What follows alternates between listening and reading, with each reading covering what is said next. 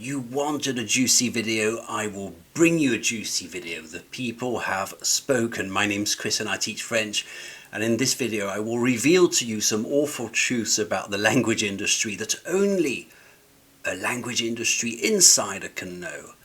And for this video I'll be a bit of a blend between Gordon Ramsay and Eddie Hearn. Let's start. And here it is. The global number of French learners is millions smaller than they say. Listen, I look up the number of global French learners on the internet and they say that there are as many as 170 million people currently learning French worldwide. To me, this number is utterly unrealistic. The true number is much, much smaller than we would think. Why should you care? Well, there's a good reason for you to care, because I feel that it's important for you to know about this, because you might think that you're part of this big wave of learners and you might, as a consequence, imitate the behavior of these supposed learners when in reality they're not there at all. And it becomes a case of, well, I did what everyone else was doing and I still don't know French, so what was I doing wrong? What's wrong with me? You may wonder. I know, as in knowing, that the actual number is ridiculously small because I am a language school owner. I see which emails I receive or not. I see learners when they do sign up for classes or buy the course, and I've worked for other language schools. Also, I have a front row seat. So first things first, what does it mean to learn French? Within the context of this bloated number of 170 million learners, do we include the millions of kids who are made to take French in school? Well, that shouldn't count, surely. No more than we should say that millions of people are learning chemistry. It's just a subject they take in school, that they were made to take in school. If it's not right for chemistry, it shouldn't be right for French. We have to separate three things. Those who go to a French-speaking school that operates in French and in which the kids learn French as a first language, such as I did. Number two, those who are made to take French in school as a second language. And number three, the group that really interests me, those who are voluntarily learning French as a foreign language. We have to ask ourselves who in reality is learning French with the intent of conversational ability. And this is where the video gets really juicy, because I'll reveal some behind the scenes info and I'll tell you something. As a language school owner, the numbers don't add up. They simply don't add up. For example, I have never received an email of interest that said, "Hi, I was reviewing your website, your method or ideas seem interesting to me, can we talk about it?" I've never received that email. I've never heard anyone say or received a phone call to the effect of, "Wow, you have this whole bilingual teaching thing, this whole angle, I bet it would make things a lot easier than to learn with a strictly francophone teacher." I've never had an email saying, "Dear Chris, why is it that every language school I see looks like it's run by secretaries who probably know every shade of fluorescent highlighter and every paperclip design in history?" That's very interesting and you can't ignore it. If millions of people were learning with intent, it would also mean that they face disappointments, especially since the widest net is also the crappiest, Duolingo.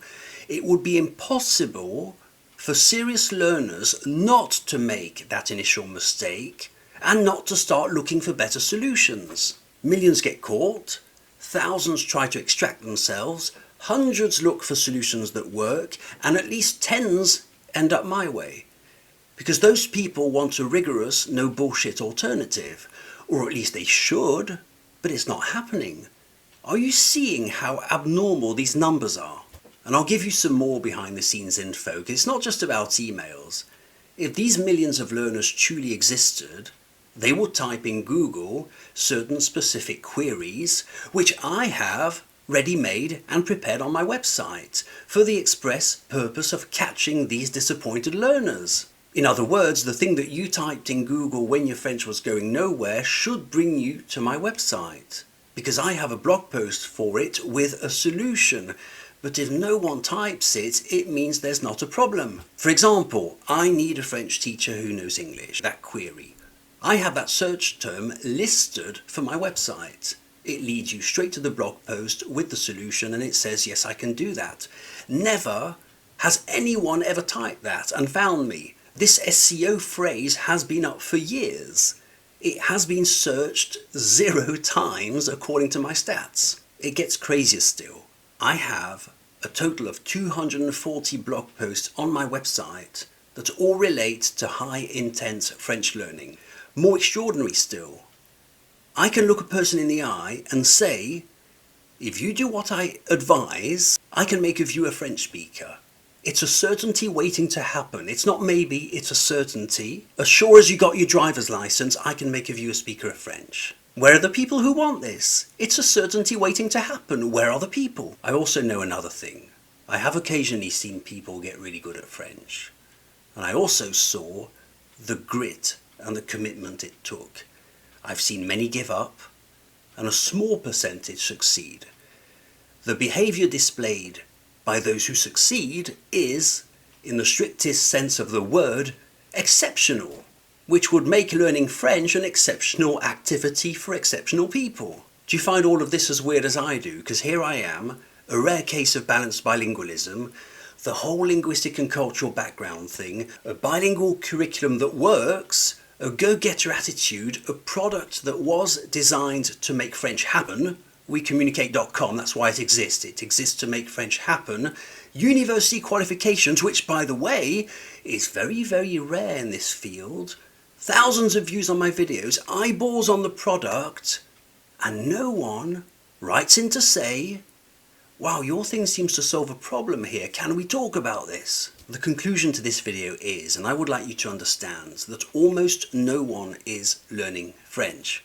Forget the 170 million. You need to know this, I believe, so that you can start looking for solutions that work and stop thinking that you're part of a multitude. My name's Chris. Look me up at WeCommunicate.com. I will make French happen for you. See you soon.